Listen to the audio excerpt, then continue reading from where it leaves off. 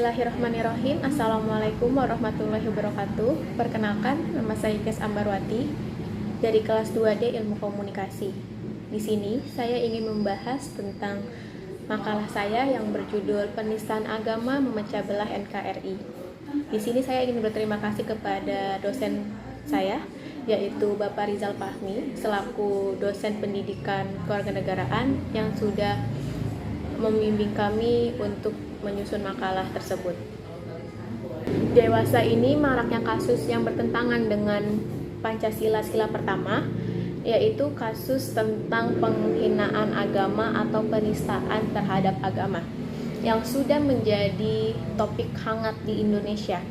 Kasus penistaan agama memang menjadi topik yang bersumbu pendek, karena jika sudah membahas tentang agama di Indonesia, memang menjadi pembahasan yang harus disikapi dengan hati-hati. Di Indonesia sudah mengakui atau sudah menetapkan 6 agama, yaitu ada Islam, Kristen, Katolik, Kristen Protestan, Hindu, Buddha, dan Konghucu. Penistaan agama merupakan tindakan penghinaan atau penghujatan atau ketidaksopanan terhadap tokoh-tokoh suci, artefak agama dan adat istiadat, serta keyakinan suatu agama. Karena maraknya penistaan agama dari sejak dulu, maka Indonesia sudah mempunyai pasal yang mengatur tentang kebebasan beragama. Yang pertama itu ada pasal 28E Undang-Undang Dasar 1945 yang menjelaskan bahwa setiap orang harus atau berhak atas kebebasan meyakini kepercayaannya. Ada juga pasal yang kedua, yaitu pasal 29 ayat 2 Undang-Undang Dasar 1945 yang berbunyi tentang negara menjamin kemerdekaan tiap-tiap penduduk untuk memeluk agamanya masing-masing dan beribadah menurut agamanya dan kepercayaan itu. Karena ada pasal-pasal tersebut yang sudah dijelaskan, maka seharusnya sebagai penduduk Indonesia yang multikultural harus setia mengamalkan sikap toleransi. Karena jika sikap toleransi tidak diamalkan dengan baik, maka akan terjadi terpecah belahnya NKRI. Karena dari dulu sering terjadi kasus penistaan agama, mau itu lewat media sosial atau secara langsung atau dari keluaran buku, itu membuat melemahnya Pancasila sebagai pedoman hidup masyarakat Indonesia. Maka dari itu perlu dilakukan upaya untuk meningkatkan rasa toleransi yang sejalan dengan pengamalan sila pertama, yaitu ketuhanan yang Maha Esa, agar tidak terjadi kasus penistaan agama. Sejalan dengan undang-undang yang telah ditetapkan, pelaku penistaan agama harus ditindak dengan tegas atau diberikan sanksi yang tegas. Kenapa? Harus diberikan sanksi yang tegas karena untuk memberikan efek jera atau pelajaran bagi para pelaku penista agama agar tidak menjadikan agama sebagai bahan bercandaan atau leluconan atau menistakan agama yang lain. Karena jika sudah menyangkut tentang agama di Indonesia, maka sulit sekali untuk diatasi jika tidak melalui jalur hukum. Karena konteks agama di Indonesia itu bersifat konteks yang sensitif. Mengapa konteks yang sensitif? Karena banyaknya agama, multikulturalnya agama di Indonesia itu sangat menjadikan Indonesia sebagai negara yang beragam. Dan seharusnya Indonesia itu harus mengedepankan semboyannya, yaitu Bhinneka Tunggal Ika, walaupun berbeda-beda harus tetap satu tujuan, walaupun itu beda agama, suku, budaya, atau sosial, atau golongan, dan sebagainya. Karena Indonesia sudah diklaim sebagai negara multikultural, maka banyak sekali perbedaan yang ada di Indonesia, bukan hanya dari suku, budaya, agama, dan bahasa, tetapi juga perbedaan kepentingan atau pandangan yang membuat Indonesia harus mampu bersatu walaupun memiliki banyak perbedaan. Saat perbedaan menjadi salah satu tantangan yang harus dihadapi oleh negara Indonesia dan masyarakat Indonesia, maka solusi untuk mengatasinya yaitu dengan cara menumbuhkan sikap toleransi dan tenggang rasa yang tinggi di dalam diri individu sendiri.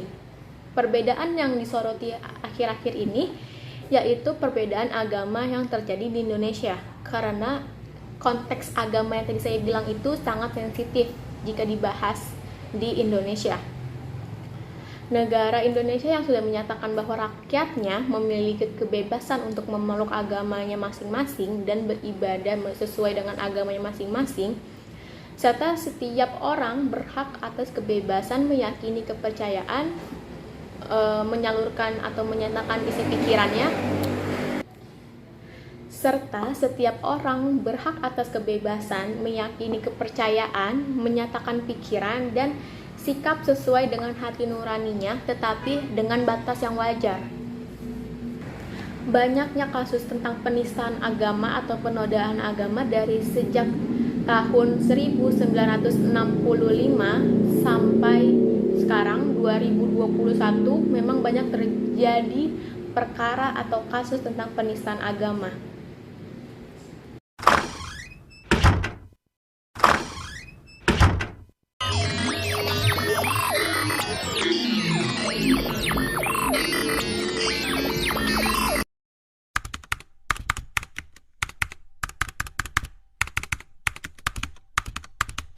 Kasus yang pertama itu yaitu terjadi pada tahun 1965.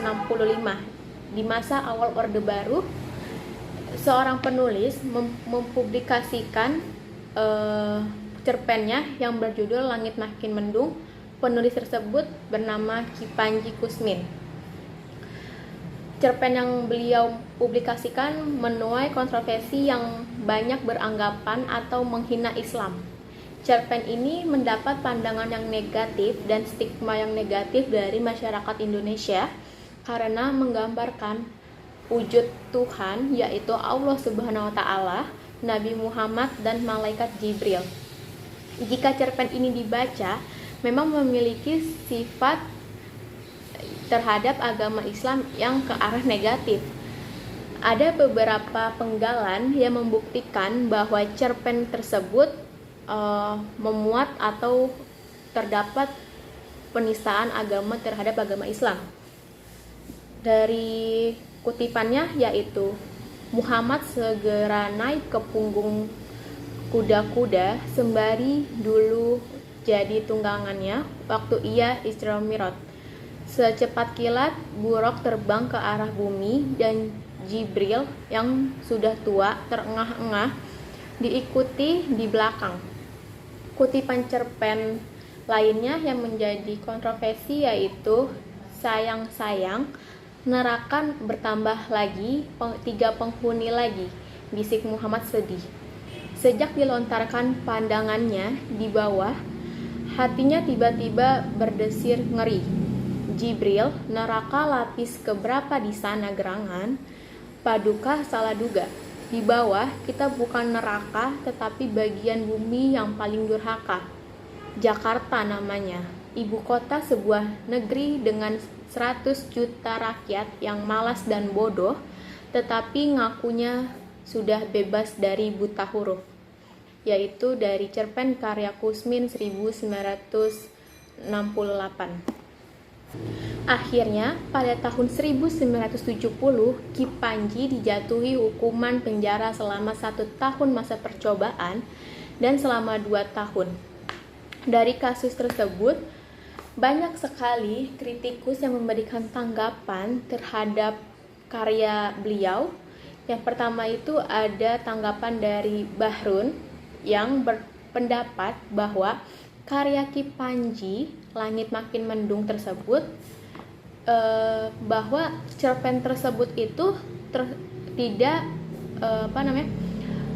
harus dinilai berdasarkan apa tujuan dari si penulis, bukan dari sudut pandang agamanya. Karena menurut Bahrun, tujuan Ki Panji membuat cerpen tersebut yaitu untuk menjauhkan Islam dari nasakom yang dianggapnya tidak sesuai. tetapi berbeda dengan kritikus lainnya, yaitu ada Muhammad Yusuf Lubis.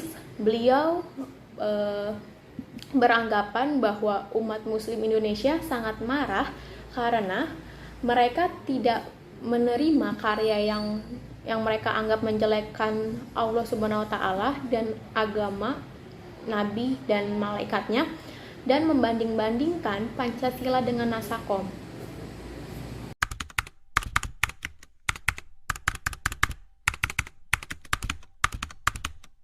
Baik, kita lanjut ke kasus yang kedua. Kasus kedua ini sangat menarik perhatian pada tahun 1995, yaitu kasusnya Lia Eden. Kasusnya Lia Eden ini bermula dari Lia Eden mendirikan jemaat dengan nama Salamullah yang menyebarkan aliran sesat. Mengapa dibilang aliran sesat? Karena saat berita ini tersebar luas, MUI melarang perkumpulan Salamullah pada bulan Desember 1997. Lia mengaku bahwa ia mendapatkan wahyu dari malaikat Jibril untuk menyebarkan kepercayaan baru, yaitu 3 agama samawi, yaitu Yudaisme, Kristenisme, dan Islam, serta menyatukan agama-agama besar lainnya, yaitu ada agama Buddha, Jainisme, dan Hindu. Dari adanya jemaat tersebut, sontak masyarakat sangat kontra melihat aliran yang dibuat oleh Lia. Lia mengaku bahwa dia menerima bimbingan dari malaikat Jibril. Selain itu, ia mengatakan bahwa Tuhan menyatakan Lia sebagai pasangan Jibril sebagaimana yang tertera dalam kitab-kitab suci. Pada tahun 1998, Lia menyebut dirinya sebagai reinkarnasi dari Bunda Maria dan mengatakan bahwa anaknya yang bernama Ahmad Mukti yaitu reinkarnasi dari Nabi Isa. Sehingga pada tanggal 29 Juni 2006, Lia terbukti menodai agama dan melakukan penyebaran kebencian, dan ia divonis selama 2 tahun penjara oleh Pengadilan Negeri Jakarta Pusat. Selain itu, pada tahun 2009 juga, untuk kedua kalinya Lia Eden dipenjara selama 2 tahun 6 bulan karena dinilai terbukti menistai dan menodaikan agama.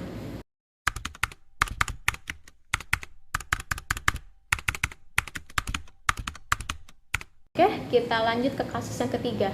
Kasus ketiga ini kalau menurut saya sangat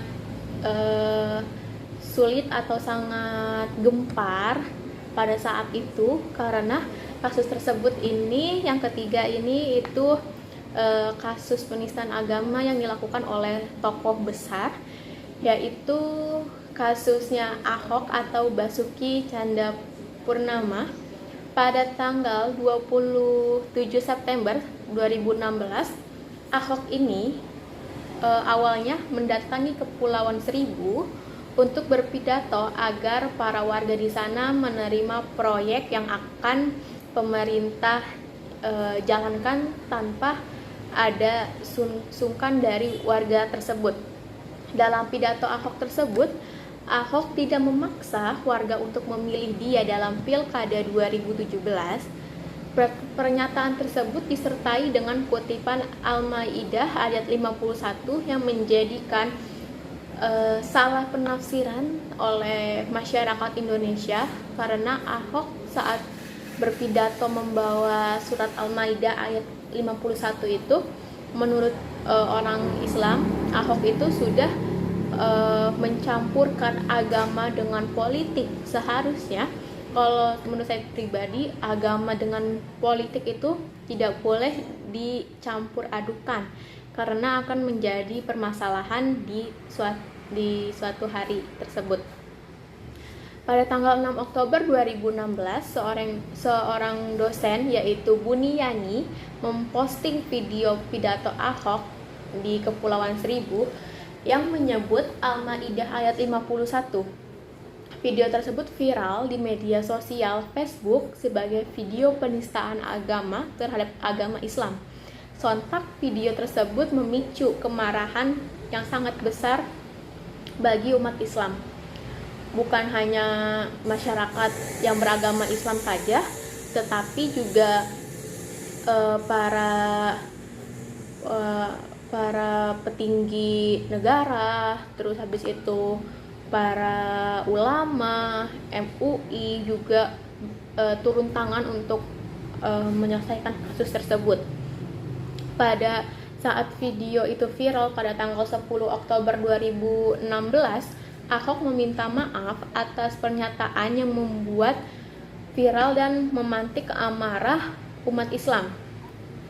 Selanjutnya pada tanggal 11 Oktober 2016, MUI mengeluarkan pendapat yang menyatakan bahwa pernyataan Ahok dalam video pidato di Kepulauan Seribu tersebut termasuk penistaan terhadap agama. Akhirnya, pada tanggal 16 November 2016, Ahok ditetapkan sebagai tersangka. Pada tanggal 20 April 2017, jaksa menuntut Ahok dengan hukuman 1 tahun penjara dengan masa percobaan 2 tahun. Dan akhirnya pada tanggal 9 Mei 2017, Ahok atau Basuki Cahayapurnama divonis. Majelis Hakim Pengadilan Negeri Jakarta Utara memvonis Ahok dengan melanggar pasal 156A KUHP yang berbunyi pidana dengan penjara selama-lamanya 5 tahun barang siapa yang sengaja di muka umum mengeluarkan perasaan atau melakukan perbuatan yang pokoknya bersifat permusuhan, penyalahan gunaan, atau penodaan terhadap suatu agama yang dianut atau diakui di Indonesia dengan maksud agar supaya orang tidak menganut agama apapun juga yang bersendikan ketuhanan yang Maha Esa. Jadi nggak usah pikiran, nanti kalau nggak kepilih pasti Ahok programnya bubar. Enggak, saya sampai Oktober 2017. Jadi jangan percaya sama orang, kan bisa aja dalam hati kecil Bapak Ibu nggak bisa pilih saya. Ya kan dibohongin pakai surat Al-Maidah 51 macam-macam gitu.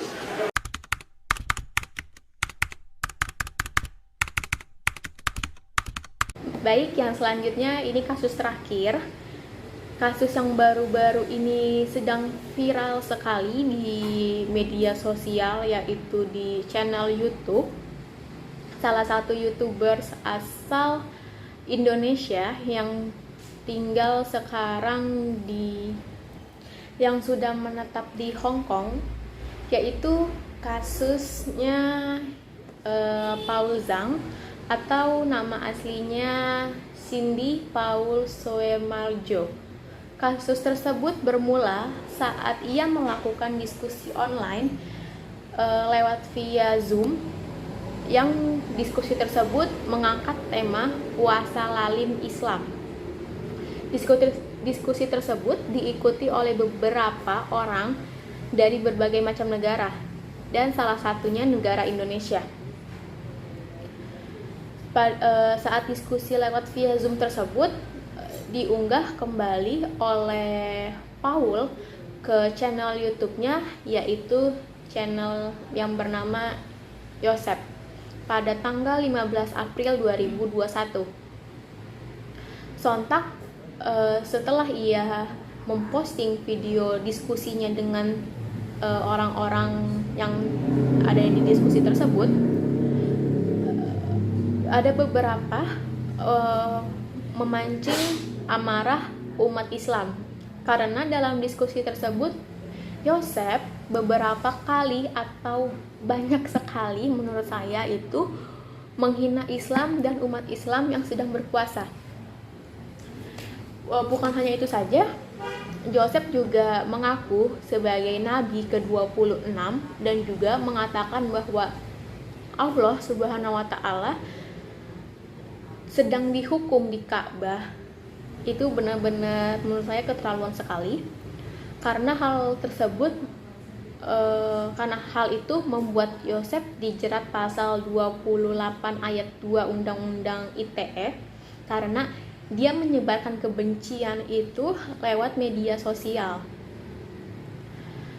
Terus habis itu kasus ini masih ditangani oleh kepolisian. Pasalnya Yosef tidak berada di Indonesia, itu yang menjadi perkaranya. Menurut data perlintasan imigrasi, Yosef sudah menetap di Hong Kong pada tanggal 11 Januari 2018 dan Yosef mengaku sudah melepas status kewarganegaraannya.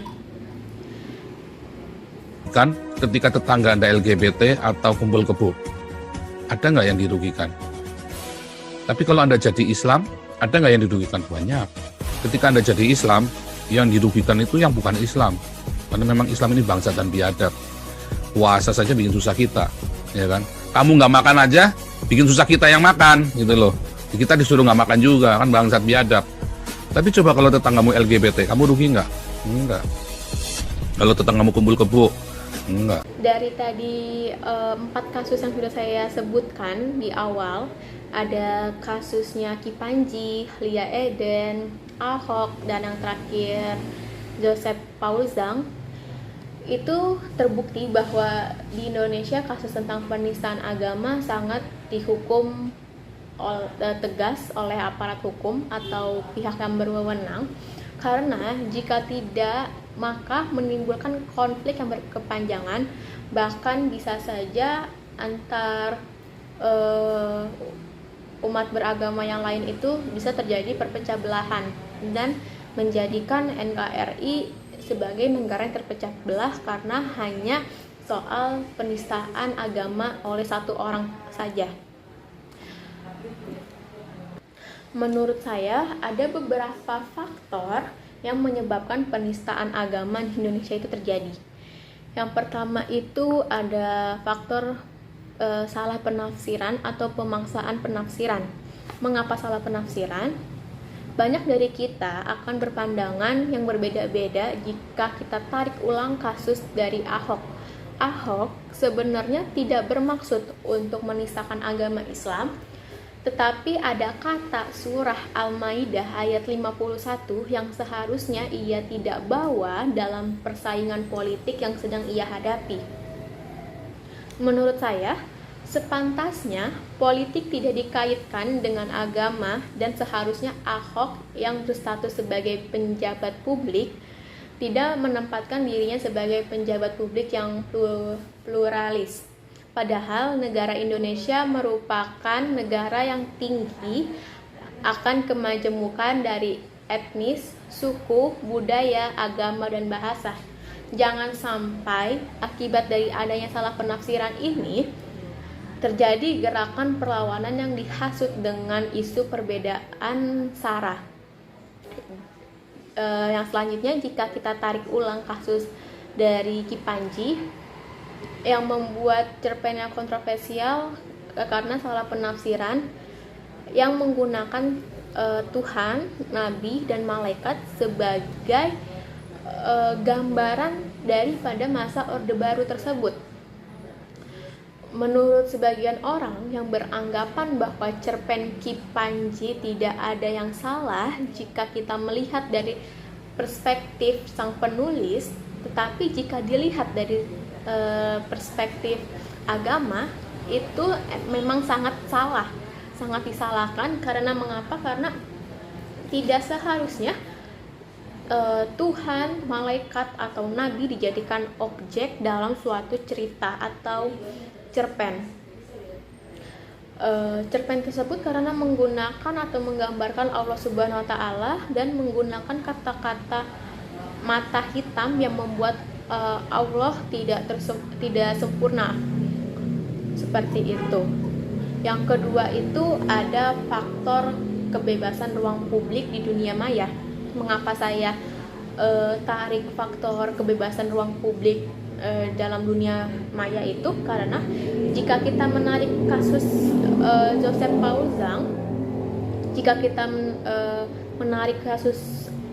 Paul Zhang, menurut saya itu adalah dampak dari kebebasan di ruang publik. ruang publik di dunia maya memang sangat sulit untuk memfilterisasi mana yang baik atau tidak. Saat Joseph mengunggah video diskusi online-nya, banyak menimbulkan kontra jika saja ia tidak menguploadnya di channel YouTube-nya, maka tidak akan terjadi seperti ini. Dan jika ia berdiskusi via Zoom, tidak akan terekam jejak digitalnya, karena jejak digital itu sangat susah hilangnya dibandingkan jejak media cetak lainnya. Maka dari itu kasusnya si Joseph Paul Zhang ini membuat orang, terutama umat Islam itu geram atas perilakunya tersebut dan ucapannya tersebut. Jika kalian yang sedang menonton video saya, terus habis itu kalian coba searching di Google apa saja yang si Joseph Paul Zhang itu katakan, saya yakin dari kalian semua yang umat Islam sangat benar-benar kesal atau benar-benar marah, murka, karena di situ nggak sekali dua kali Paul Zhang menjelekkan agama Islam, mengatai agama Islam. Faktor yang ketiga yaitu faktor kebodohan. Mengapa saya bilang yang faktor ketiga ini faktor kebodohan?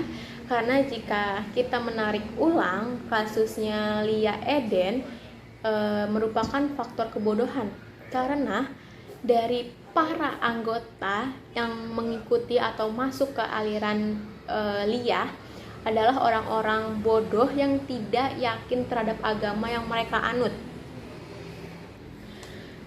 Walaupun Indonesia sebagai negara yang memiliki 6 agama resmi, tetapi tidak boleh dicampur adukan 6 agama resmi tersebut dalam satu aliran atau satu agama kepercayaan, karena dalam masing-masing agama tersebut sudah memiliki perintah atau hukumnya masing-masing. 6 agama resmi di Indonesia seharusnya saling melengkapi sesuai dengan agamanya, bukan malah disatukan dan membentuk ajaran atau aliran agama baru yang menyesatkan. Kebodohan para pengikut aliran yang dipopulerkan oleh Lia Eden merupakan contoh dari rasa kurangnya mencintai agama sendiri dan menghargai agama yang lain. Sebab kasus tersebut membuat sebagian orang mengikuti aliran yang diajarkan oleh Lia Eden.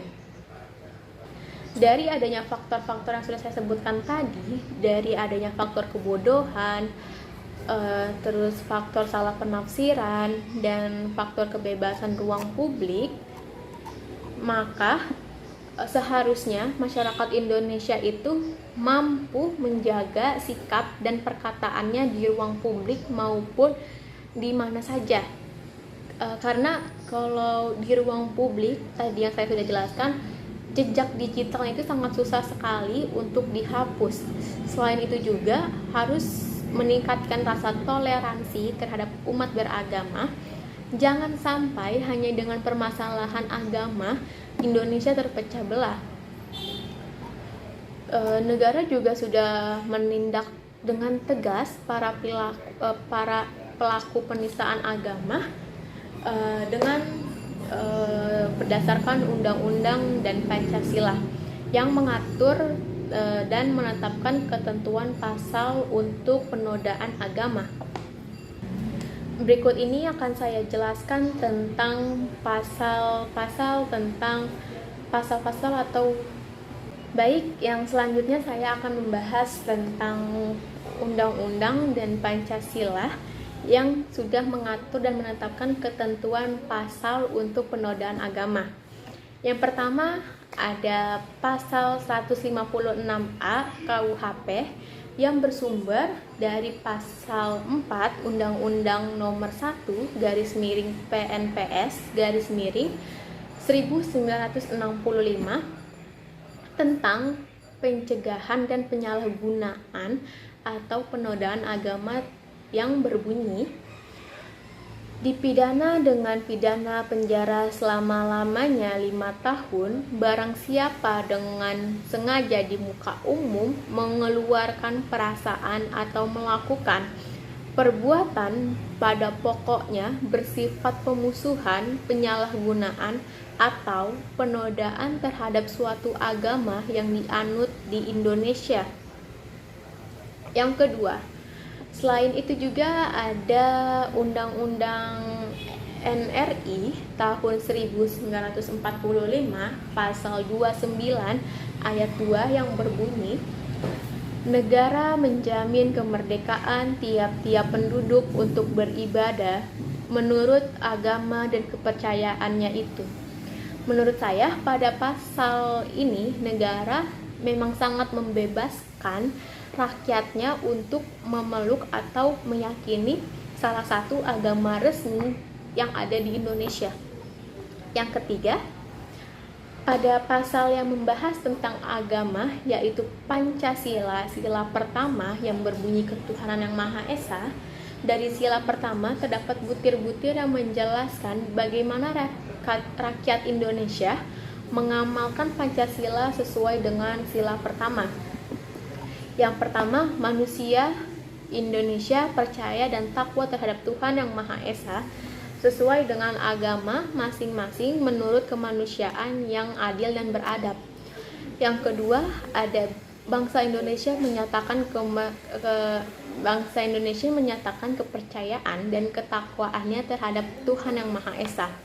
Yang ketiga, membina kerukunan hidup di antara sesama umat beragama dan kepercayaan terhadap Tuhan yang Maha Esa. Yang keempat, tidak memaksa suatu agama dan kepercayaan Tuhan yang Maha Esa kepada orang lain.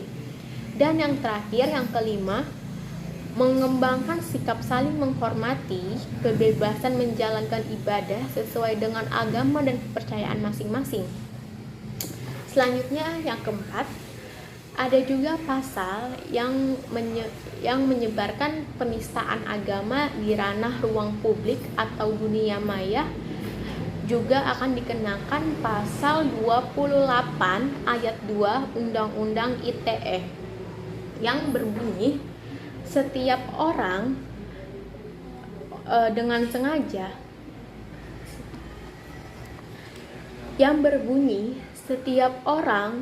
sengaja dan tanpa hak menyebarkan informasi yang ditunjukkan untuk menimbulkan atau permusuhan rasa kebencian atau permusuhan individu atau kelompok masyarakat tertentu berdasarkan atas suku, agama, ras, dan antar golongan atau sara. Oke, yang kelima, pada pasal 45A ayat 2 Undang-Undang 19/2016 memuat tentang ancaman pidana yang berbunyi setiap orang yang dengan sengaja dan tanpa hak menyebarkan informasi yang ditunjukkan untuk menimbulkan rasa kebencian atau permusuhan individu dan kelompok masyarakat tertentu berdasarkan atas suku, agama, ras, dan antar golongan sara sebagaimana dimaksud dalam pasal 28 ayat 2 dipidana dengan hukuman penjara paling lama 6 tahun atau denda paling banyak 1 miliar rupiah. Dari pasal-pasal yang sudah saya sebutkan di atas tadi sudah sangat menjelaskan jika para penista agama tidak akan mendapatkan hukuman yang ringan karena dari adanya hukuman pidana yang sudah ditetapkan oleh para pelaku penista agama, para pelaku tidak akan atau sangat banyak efek jeraknya yang dirasakan oleh pelaku agar tidak mengulanginya lagi. Meningkatkan rasa toleransi terhadap umat beragama memang harus ditumbuhkan sejak dini. Jika tidak ada rasa toleransi, maka akan memudarnya rasa toleransi terhadap sesama agama atau masyarakat Indonesia yang menyebabkan terpecah belahnya NKRI. Dari apa yang sudah saya jelaskan tadi, dari awal tentang penistaan agama, kasus-kasusnya, faktornya apa saja dan pasal apa saja, maka hidup di negara yang multikultural, rasa toleransi harus lebih ditingkatkan lagi. Bukan hanya toleransi terhadap suku dan budaya, tetapi juga toleransi terhadap umat beragama. Jangan hanya karena satu kasus atau satu orang saja penistaan agama masyarakat Indonesia mudah untuk diprovokasi dan menyebabkan negara kesatuan Republik Indonesia ini terpecah belah. Sebagai warga yang menjadikan Pancasila sebagai pedoman hidup, mereka seharusnya mengerti bagaimana bersatu dalam perbedaan. Jangan hanya semboyan negara Bhinneka Tunggal Ika, tetapi tidak mencerminkan semboyan tersebut. Kasus-kasus penistaan agama sebelumnya harus dijadikan pelajaran. Jangan menyatukan agama dengan politik seperti kasusnya tadi Bapak Ahok, dan jangan mengikuti aliran yang tidak sesuai dengan ajaran yang kita anut seperti kasusnya Lia Eden, dan jangan terlalu bebas di ruang publik dunia maya seperti kasusnya Joseph Paul Zhang. Sebagai masyarakat Indonesia, sikap saling menghargai perbedaan merupakan kunci persatuan. Para pelaku penista agama di Indonesia juga tidak diberikan sanksi hukum pidana yang sangat berat.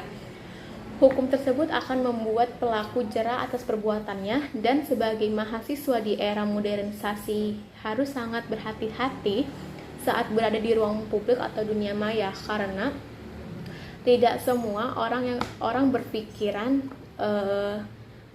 sama dengan kita. Apa yang kita sampaikan akan menimbulkan kesalahpahaman bagi pengguna media sosial yang lain. Selain itu juga, jika kita sudah saling menghargai perbedaan, maka akan terasa sangat takut jika sudah berkomentar tentang agama, suku, budaya, dan perbedaan yang lainnya. Melihat perkembangan pesatnya ilmu pengetahuan juga memberikan kewaspadaan, karena jika tidak waspada apa yang kita pelajari, itu akan masuk ke arah agama, maka akan terjadi kasus seperti pengikut aliran sesat Lia Eden. Dan juga untuk para penjabat petinggi publik lainnya harus lebih berhati-hati lagi dalam berkampanye untuk partai politiknya. Jangan sampai kasusnya Ahok terjadi lagi. Para elit politik jangan mencampurkan agama dengan publik, karena itu sulit untuk diterima oleh masyarakat Indonesia. Selain itu juga, memang sebagai umat beragama kita harus fanatik terhadap agama kita, tetapi jangan terlalu menjelekkan agama lain juga. Jadi harus saling seimbang, harus balance. Jangan menghina ataupun mencela agama lain, karena hukum di Indonesia sudah menjelaskan apa-apa saja yang boleh dan tidak boleh terkait dengan masalah agama. Kebebasan agama di Indonesia diperbolehkan bukan berarti untuk menghina agama lain, tetapi kebebasan beragama ini juga dimaksudkan untuk setiap warga negara berhak memilih salah satu dari 6 agama resmi yang sudah ada di Indonesia, bukan memilih aliran yang tidak menyesatkan. Memang kebanyakan kasus penistaan agama di Indonesia ini menistakan agama Islam, tetapi tidak